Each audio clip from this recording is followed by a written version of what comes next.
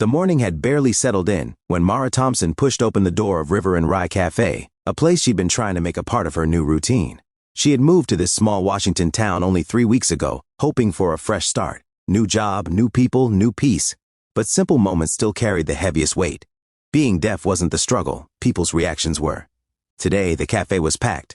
The familiar barista who knew a little sign language wasn't there. At the counter stood a new young man moving too fast, taking orders with frantic energy. Mara took a long breath. She had rehearsed her order in her head multiple times. Iced caramel latte with oat milk, easy, clear. She could write it on her phone if needed. But she hoped, just once, that she wouldn't have to.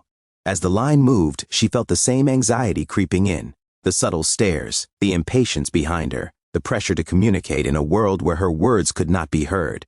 When her turn came, she stepped forward and gave a small smile. The barista smiled back, but confusion entered his eyes the moment she pointed to her ear and shook her head gently. "Oh, yee," he said, voice getting louder as if volume would help.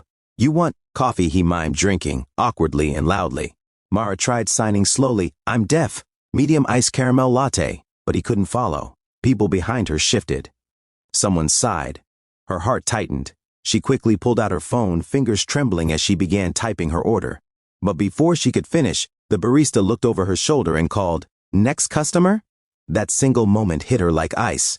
Not because he meant harm, but because the world, despite its beauty, could still forget how to slow down. She stepped aside, eyes stinging, ready to walk out without coffee, again. And then, lightly, a small hand tapped her elbow. She turned. An 8-year-old girl with bright brown eyes smiled up at her, and then lifted her hands. "Are you okay?" She signed. Mara froze. This tiny child had spoken to her, in her language. The girl beamed. "My cousin is deaf," she said, both voice and sign. "My dad knows sign too."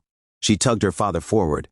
A calm-eyed man with a gentle face approached and smiled at Mara. Then slowly, slightly imperfectly, he signed, "Can I help you order?" Mara's vision blurred with sudden tears. Not of embarrassment, but of relief. This tiny act of connection felt bigger than anything she had experienced in weeks. She signed her drink clearly. Eli, now translating, turned to the stunned barista and said, "1 medium iced caramel latte with oat milk." The barista nodded quickly, apologizing, grateful for help. When the drink was ready, Mara reached for her wallet, but Eli shook his head and signed, "My treat today." She immediately protested, signing, "No, I can pay." But Eli's smile was warm, steady.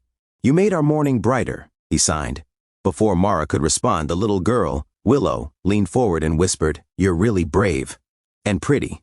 She signed that too, proudly. Mara laughed, a soft, voiceless laugh, full of surprise and warmth. This moment wasn't just kind. It felt like someone had reached into her morning and flipped on a light. They walked out together, Willow skipping ahead.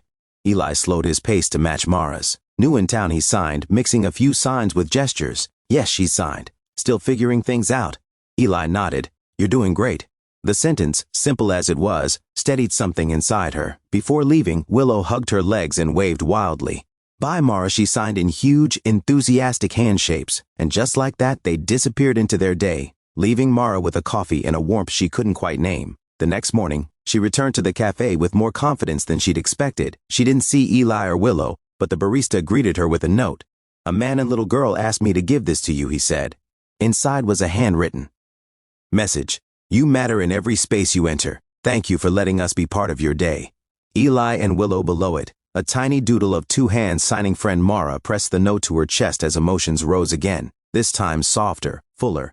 The world wasn't always accessible, but it was still filled with people willing to learn, willing to care, willing to bridge the gap.